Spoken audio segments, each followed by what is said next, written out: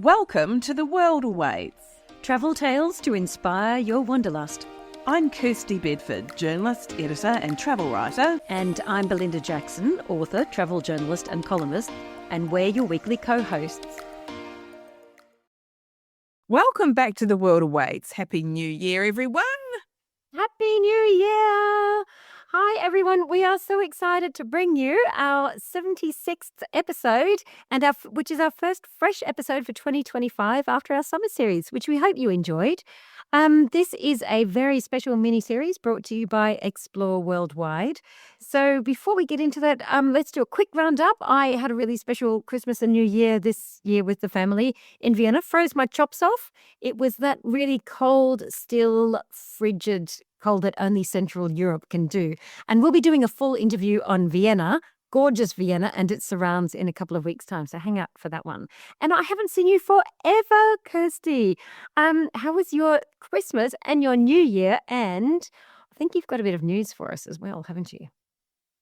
Well, I was so jealous watching your posts and I missed you. It's been such a long time. But if you want to see Belle's magical trip, go to her Insta, which is global_salsa, and you can see some incredible photos of her escape to Europe. So I had a very relaxing break down at Smith's Beach on Phillip Island with lots of hiking and biking, bit of wining and dining too, because who doesn't do that? You know what they say, don't worry about what you did between Christmas and New Year, worry about what you do between New Year and Christmas. Love it. And yeah. And news. Yes, my news. So I'm really excited to kick into 2025 because I do have a new job. So I've taken on, well, it's not an entirely new job. I'm taking on a role part-time as I'm back in the editor's seat. So I am going to be editor of a magazine called Wanderer, as well as still doing my work for Carry On. This is a glossy print magazine for the CMCA, which is the leading association for those with an RV, which has 60,000 members. So that's motorhomes, caravans and campers. And it's a pretty exciting time to join because the sector is booming. So in fact, I looked it up and RV manufacturers are actually producing more RVs now than at their peak, which was in the 1970s of all time. Amazing. Yeah. So yeah, it's a massive industry for the economy and the tourism sector, of course, because all of those people are traveling around Australia. And also they go abroad, spending money in communities that really need it most. So you'll be hearing a lot more from me about road tripping. And as I said, I'm still working for Carry On Luxury too. And of course, we have our broadcast baby, The World Awaits. So I'm going to be a little busier, but that's me. That's how I live my life. I like to roll, with doing juggling lots of balls. And I work best when I'm busy. So I'm really happy to be back in the editor's seat. Well, enormous congratulations on that one. It is another string to our broadcast bow, and it's going to bring you insights from the world of the thousands and thousands of people who road trip, which is a hot trend. So kicking off this week, we are bringing you more travel insights, more trends, and that comes from, we tapped into Explore Worldwide's Global Travel Trends report, which has landed showing where and how we're going to be traveling this year. Yeah, so Explore Worldwide travel experts have delved into search data, booking patterns and customer queries to provide an adventure travel outlook for the year. And topping the list for 2025 are cool locations. So Google Trends has shown a 300% increase in searches for cooler holidays in the last 12 months. So that's anywhere from Iceland to Scandinavia and polar expeditions. I'm actually not typically a cool destination type of girl, but I have to say walking tours in Ireland or the Faroe Islands, which are proving very popular, would definitely get me there. I mean, who doesn't want to do that, right? And it's better walking in the cooler conditions because who wants to walk in the heat? And Japan's still proving really popular too. So searches are up for things like the Sapporo Snow Festival, which has incredible snow sculptures and a good dose of warming Japanese food. So ramen noodles sound pretty good in the snow, right?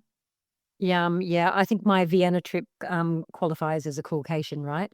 So another popular pastime in that trend report was set jetting. And this is when you travel to somewhere that's inspired from a book or a movie or a TV series, like, Paddington in Peru, because Peru and South America is so hot right now. Gladiator 2 is out, and that was filmed in Rome and North Africa. The third series of White Lotus, of course, which was filmed in Phuket in Thailand, and Letters from Everest, which is the book of, I found this fascinating, the book of previously unpublished letters from the climber George Mallory, who disappeared on the slopes of Everest in 1924. And his body was only discovered 75 years later in 1999. And these letters were being published by his grandnephew and are finally being published like 100 years after his death. So I think that's really fascinating. Then there's the radical sabbatical. Oh my God, I'm loving these names. So this is because fewer young adults are taking a gap year, and they're combining that now, their gap year that they're taking later in life, was some workplaces increasingly offering generous leave and hybrid work, which means that they can now do it. So Slovenia is proving popular, as are Estonia and Lithuania.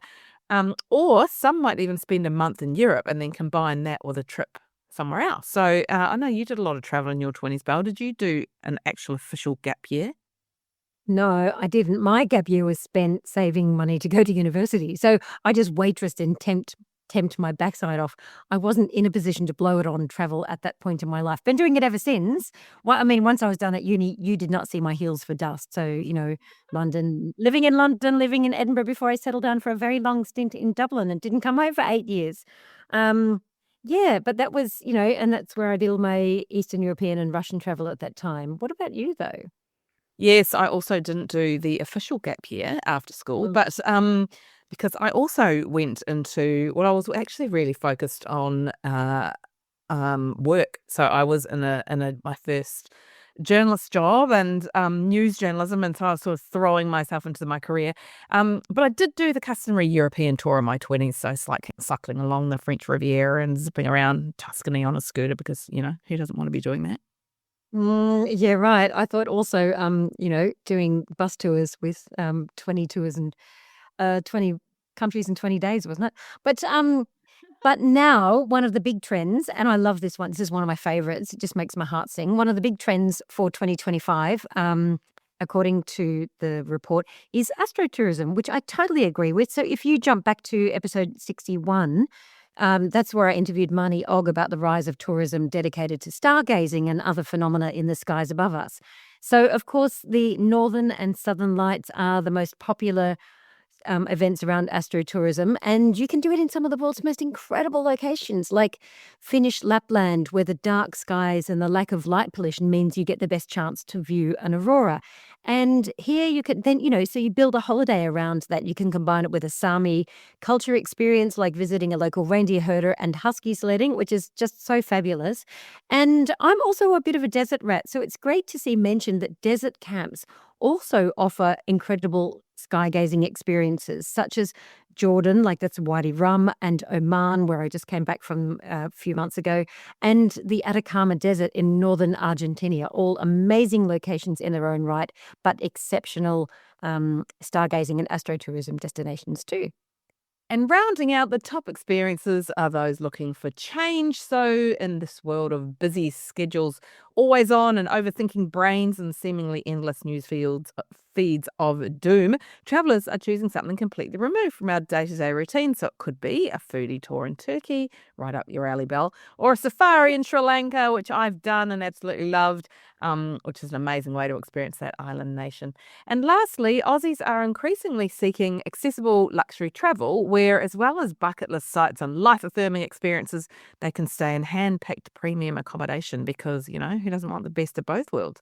And we will put a link to the Travel Trends survey in the show notes.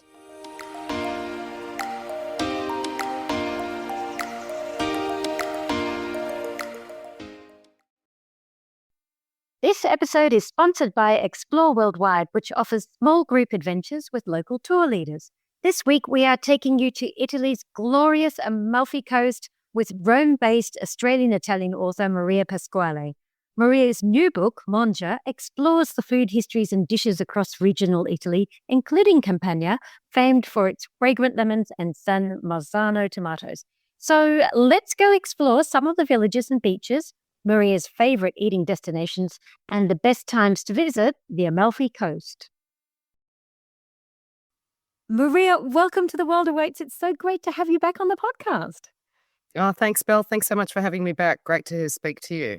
Awesome. Look, the last time that we spoke, you just released your book, The Eternal City, which was all of those gorgeous recipes and stories from Rome, where you've lived for how many years have you lived in Rome now? I know you don't want to count, but I'm going to make you count. Exactly. It's always confronting when you start counting years, isn't it? But it's 13 years this year. 13 years, but a childhood spent going back and forward as well. And That's yeah, the right. last time we talked about all of the types of Roman cuisine, some fabulous recipes shared by chefs, by market owners, by butchers, bakers, and now you're seeing the new year in with your new book called Mangia. So tell us a little bit about your new book and tell me the research trips that you had to do to write it. Oh, well, Mangia is how to eat your way through Italy. And with that, I really wanted to debunk the myth that, Italian cuisine is just about pizza and pasta.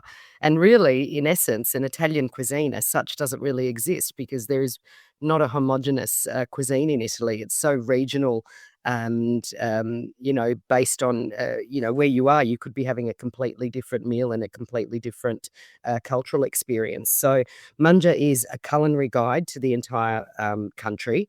It's divided into the 20 regions. And the thing I find, when I've been speaking about the book lately, is that people are quite surprised to hear that Italy is a new country. And when I say new, I mean, the Italian Republic was only unified about 150 years ago. And so what that means, talking back to that homogenous culture of the food identity, is that you have all of these regions that had their own identity. And so regions and kingdoms were like little countries. And so the geography, the traditions, the dishes, the produce are different in every single region. I mean, every single town, really, from town to town, things change, let alone from region to region. Um, the travel that I did and the research that I did to write this book really in a sense, it's a culmination of 40 plus years of my own travels through Italy. So I'm very fortunate to have traveled to each of the 20 regions. There were two that I hadn't been to, and I did those, I visited those throughout the process of writing the manuscript, and that was Le Marche and Valle d'Aosta, the Aosta Valley in northern Italy. Oh, gorgeous. And so the area that we're going to, I mean, it sounds like the dream trip, or the dream commission, really, doesn't it?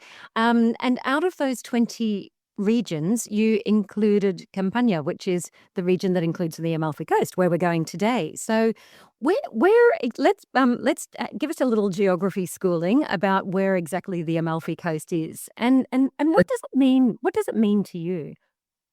The Amalfi Coast is located in Campania, and I dare say, I mean, it's probably one of the most, like the foreigners are just so enamored with this coastline. It's probably one of the most famous in the world. And, there are, I traveled there for many years, Belle, and then I kind of, dropped off a bit as I wanted to explore other parts of the country. And I went back just post pandemic. And it was just it's a quick and easy reminder as to why people are so in love with it. I mean, as soon as you turn those hairpin cliff edge turns, the views are just spectacular. And so the Amalfi Coast lies in the Campania region. It's in the Gulf, and a quick way to remember this is the Gulf of Salerno. So you have two major gulfs in the Campania region. One is the Gulf of Naples, and within that lies the islands that are, household names nowadays, but Capri, Ischia, and Procida. So they're in the Gulf of Naples. People are often surprised to hear that they're actually not part of the Amalfi Coast, technically. Mhm. And then you have the Amalfi Coast, which is, just off the Sorrentine Peninsula, but the Gulf of Salerno. And it stretches from Vietri sul Mare, that's one of the opening towns of the Amalfi Coast, and, right through to, Positano, Amalfi, and a whole number of, towns that are dotted along that cliff edge. Oh, and just, I mean, it is, you're right. It's so evocative. We've got beach holidays, sun, Hollywood stars everywhere, and not just like, new money as well. This is, the Amalfi Coast is steeped in history. I just think of the 1950s, 60s when you had all of those glamorous movie Absolutely. stars roaring around on timber-lined speedboats. That's me. That's how I'm. That's the Amalfi Coast. That's how you envision the coast. Absolutely. Totally there. I agree. I agree. When I think of the Amalfi Coast, like you asked me earlier what it means to me, I think of lemons and I think of, just that sun-kissed summer. Yes, you can visit it all round. And I think that's the beauty of, many of these locations in Italy. The Amalfi Coast, gosh, you can definitely visit in the off season and in winter. But by gosh, summer is certainly its most spectacular moment. And let me just tease out on that because we always ask when is the best time to go. Would you go in summer? Is it so insanely busy that you wouldn't love it, or unless you really like being with all the people right now? I think there are ways to travel throughout Italy. Italy, like many other countries in Europe and many other countries in the world, is facing, a number of issues with mass tourism. And, there are ways around that. I'm certainly not going to discourage people from visiting Italy or any of these places. I would certainly say that yes, it is a predominantly summer destination, but there are ways of doing that. And, perhaps in the earlier part of summer, so May, June, and avoiding July and August. September and October, even October, Italians are still at the beach throughout October, especially in, areas like Campania, which are that southern part of Italy where the sun continues to shine way through October. So I would certainly recommend those kind of, early summer or probably late summer. And then avoiding maybe some of the more popular towns in those higher season periods. So, look, Positano is just going to be completely chock full throughout summer. And it can be quite unbearable. Unfortunately, you're starting to miss out on some of those authentic experiences because many businesses, sadly, are catering to mass tourist crowds. And so I would, look at a town like Cettara, which is the anchovy capital of Italy. So if anyone's in love with anchovies, which I am, but a town like Cettara, a town like Vietri sul Mare. Vietri sul Mare is where all the ceramics are created and produced and then supplied to the rest of the coast, if not the rest of Italy. Oh, fantastic. And so then are these your favorite villages, or do you have a little secret that you want to tell us possibly on the podcast? And we won't Look, I traveled. Oh, yeah, that's right. Let's not tell anyone. Look, I traveled for years through Amalfi. I find Amalfi is the Amalfi town and the small little borghi, like the little, the small, I guess, hamlets or smaller towns just off Amalfi, like Conca dei Marini. Some of these towns are a little less known. I mean, Amalfi obviously is very well known. But yeah, Cettara and Vietri sul Mare, they're probably two of my favorites. Vietri sul Mare is the gateway to the Amalfi Coast, so it's one of the opening cities. It's quite easy to access from Salerno. I mean, look, if you're flying in through Rome or in any of the major capitals in that area, but Rome or Naples will get you to Salerno quite easily on the fast train, and then it's just a quick ferry or hydrofoil over, or a drive if you can, if you not for the faint heart sometimes, the drive along the Amalfi Coast, but they're all quite accessible from Salerno and from Naples and from Rome. Or you can, zip in on your own fabulous little yacht. Haven't I seen you do that on Why not? Instagram? Yes, I have. Well, it was not my yacht. That would be nice. But look, one of the properties, and look, there are a number of those cliff edge properties that are just spectacular along the coast. And, most of them have like elevators to get down to the beach because, as you can imagine, there are a lot of steps to get down. I just don't know how they construct some of these properties, but they're certainly easy on the eyes.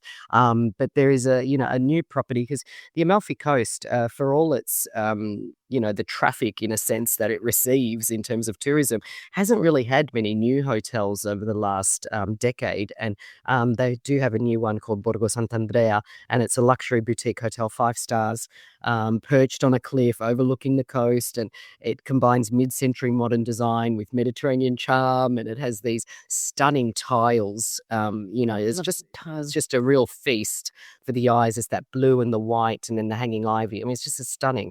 And guests can arrive by boat. So that's a very nice little entrance to your Amalfi Coast holiday. Oh, that sounds just divine. And speaking of feasts, not just for the eyes, let's go to the food. Your favorite food, what is the must eat when you're on the coast? And I suspect you're going to put anchovies in there somewhere. Definitely anchovies. So when I mentioned Chitara, it's a major anchovy hub, and they produce collatura di alici, which is, in a sense, liquid gold is what I call it. But imagine if you're curing anchovies and it's the oil that drains out of those. And so the dish that is the classic dish that you eat in that area is spaghetti with collatura di alici. And so it's just prepared. Sometimes I put like breadcrumbs on it to give it a bit of texture. But that oil is just, like I said, it's liquid gold. You can imagine it's salty. It has that taste of anchovy, and it's quite delicious. Some other dishes, my favorite, look, there's a number of sweets. I should probably not skip straight to those, but there's the baba, which is a rum-soaked sponge. I mean, it's quite common around Naples and around the entire Campania region, but, across the Amalfi Coast, you'll find that, and anything with lemons, Belle. So anything with lemons, and aside from drinks, things like the delizia al limone, which is the local dessert. It's a sponge cake filled with like a lemon cream, and you'll find that anywhere from Sorrento through to Naples. I mean, you'd be hard pressed not to find one at a gelateria, at a bar, or at a pasticceria. In terms of savoury, a lot of seafood. Like, what is it about Sorry? lemons there? What is it about lemons in this part of the world? I mean, like they just have a certain essence. They're ridiculously famous in their own right, aren't they? They are. And look, it's the sun and it's the soil. You have volcanic soil in this area. So just as lemons are in abundance in this region, you have tomatoes. So the San Marzano tomato, and a million other types of tomato varieties. So anything with tomato is also, this is why now I mentioned Capri before. It's quite close, even though it's not technically on the Amalfi Coast, but people will have heard of the caprese salad. So, the buffalo mozzarella, which is also produced in this area, is just outstanding. And that paired with tomatoes is just a classic dish that you will find not only across towns and islands in the Gulf of Naples, but across the Gulf of Salerno. Well, amazing. And seafood, of course, because you're on the Yes, coast. seafood. Absolutely. Clams, so, spaghetti with vongole, which is just like that is my iconic and quintessential summer dish. It doesn't feel like summer to me in Italy until I've had my first spaghetti with vongole.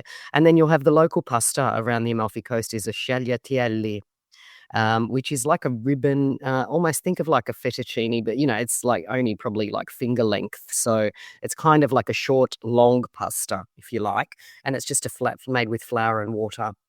And I'll how do you serve that find with that cooked? fish. Generally served with like a bit of tomato, a bit of white wine, and a mix of seafood. Oh my gosh, you are singing to the choir on this one. And the essential drink with all of this deliciousness is The limoncello, of course.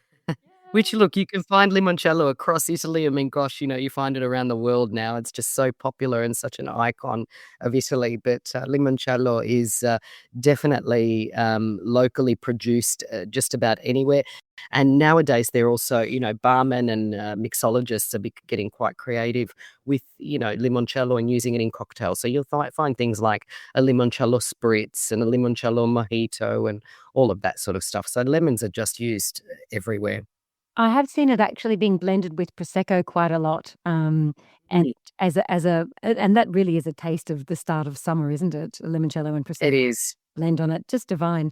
Now so while you're on the coast, we've ticked off your favorite places to visit. I mean, is there a viewpoint or I mean, what is the iconic view of the when you're coming down the Amalfi Coast then? Because you're coming down from Rome, when do you know that you've actually hit the coast? When you go, okay, this is it. This is the moment when I am on the Amalfi. I would actually dare say, Belle, rather than down, up and going up to Ravello, because that is a town on the Amalfi Coast, and I'm not good with, numbers and geography. That's not my thing, so I can't tell you exactly at how many meters it is. But I do know that people, have to kind of sometimes take in some deep breaths when they're up there. It is quite high. So if you suffer from altitude or anything like that, sickness, you might, I don't know if you want to give it a miss, but from Ravello is literally the viewpoint of the Amalfi Coast. Any of the locals will tell you that, and it's quite a winding road to get up there, but it's definitely a view that you won't regret. Oh, fantastic. And a lot of this history of the food is spelt out in your book as well, isn't it? It is. So each of the chapters, Belle, so, you'll open the Campania chapter, and whether you're planning a trip there or whether you're just doing some armchair travel from here in Australia, I think that it's an immersive deep dive into the region. And so, someone I hope will open that Campania chapter and dream big to travel to that area one day. It features an introduction to the geography, to the culture, to the identity and DNA of the region and of the people. And then I outline 10 of my favorite dishes, and then about another 30 of the dishes that people look out for. So, look, it's not an exhaustive list. It never could be, because the food in Italy, like in most cultures, is never ending. But, it outlines, like I said, about 30 dishes that you should look out for, and also the produce. So, it might be that you're at a restaurant and you don't know what dish to order, but, if you're in Campania and you see something with lemons or you see something with tomatoes, then you'll know that that might be something that's local. It outlines some drinks and then culinary experiences and some food festivals as well. Oh, fantastic. That's a really great rule of thumb. If you don't know what to order, go the produce approach. Yeah, And go the that's produce. And look, speak to your waiters, of course. I mean, and I still do it. I've traveled Italy for my whole life. My family heritage is Italian. So, Italian food is very close to my heart, and I know a lot about it. But, I travel through the country to many towns throughout the year that I haven't been to. And so often I'll look at the menu and then just ask the waiter, look, what should I have?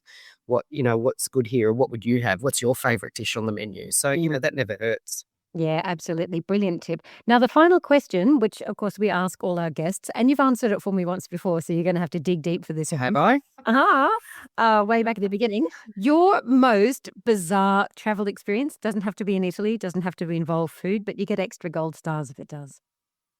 Okay. Gosh, I can't remember what I said last time, but if I had to think, it was probably when I almost broke, I should say, busted my ankle once on the Isle of Salina in the Aeolian Islands in Sicily. And we were on a day trip, one of those day trips where you go out on the boat and you're swimming all day. And of course, out of the 12 people on the boat, I ended up being the one that couldn't do anything all day because I was sitting there with an ankle that I couldn't put any weight on. And when we got back to the port, it was full of people, and there was an ambulance there with sirens blaring and waiting for me.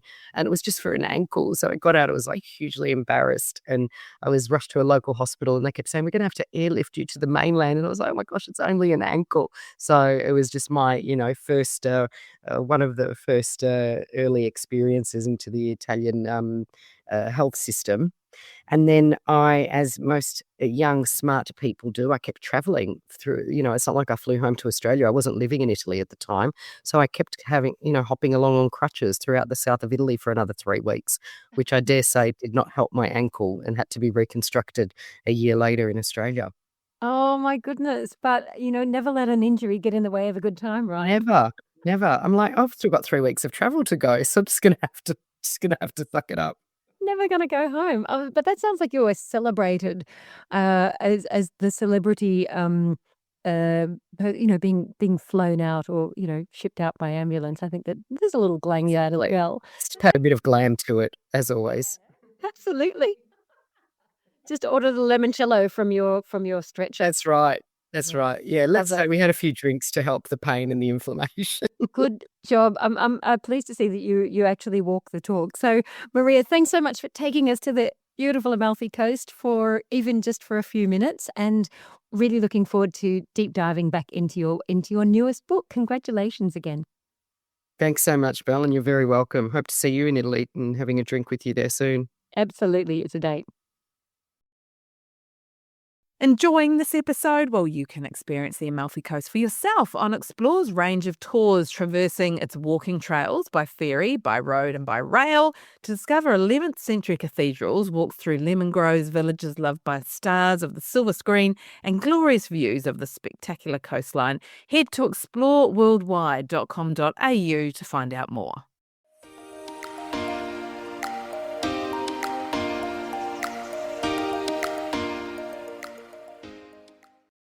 Our tip today is inspired by the growing trend of wellness travel. Etihad Airways has teamed up with airport spa company Be Relax to open a new spa at its home airport in Abu Dhabi. It's got full body massages and chair massages, barbers and experiential showers. The spa is open 24/7 in Terminal A. Of course, if you are flying first class, it is free. But for all of us that don't fly first class, anyone can book in. And not everyone has the time or the budget for a transit spa stop, as fabulous as it sounds. So Etihad has asked some of its staff for some hot skincare tips, which we're passing on. So they asked Australian cabin crew member Robert Nelson, who says it's a little known fact that day flights at a high altitude means high UV exposure. Who would have thought you can get UV exposure on a plane? But you can. And he recommends Cancer Council's SPF 50 plus, especially for regular flyers. Look, I do love the Cancer Council product. I use the BB cream, which has a sunscreen in it. But on those day flights, they must have the blinds all the way up. I seem to always be on night flights out of Australia, so I'm saving my skin clearly. But we all know how absolutely horrific the pressure cabin is on on your skin as well. So another tip that from another Etihad crew member, Emma Brown. She also uses the Cancer Council sunscreen, which makes me feel so much better about it. But then she ramps it up with bio oil. And what I love about this is they're both really affordable products, right? Yeah, well, bio oil never used to be. It used to be really expensive, but it's now become very affordable. And Emma says it's full of vitamin A, vitamin E, which moisturizes and protects your skin.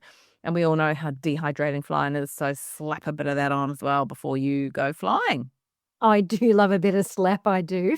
Emma also shared a second tip, and this is all about keeping your makeup on for the full 14-hour flight. And while I do love slap, but I wouldn't need to say that you have to have a full face of makeup to fly. This is definitely a great tip if you're on the go all day, and that is CoverGirl's pressed powder, which she absolutely swears by and says keeps you looking fresh all day. And look, I think that cabin crew are an inspiration when it comes to looking fabulous for the rest of us just go from bad to gruesome, don't we, on those flights? Well, as you know, Belle, I do take flying seriously and I like to dress nicely. Like, not going to ever wear gym pants on a flight or anything.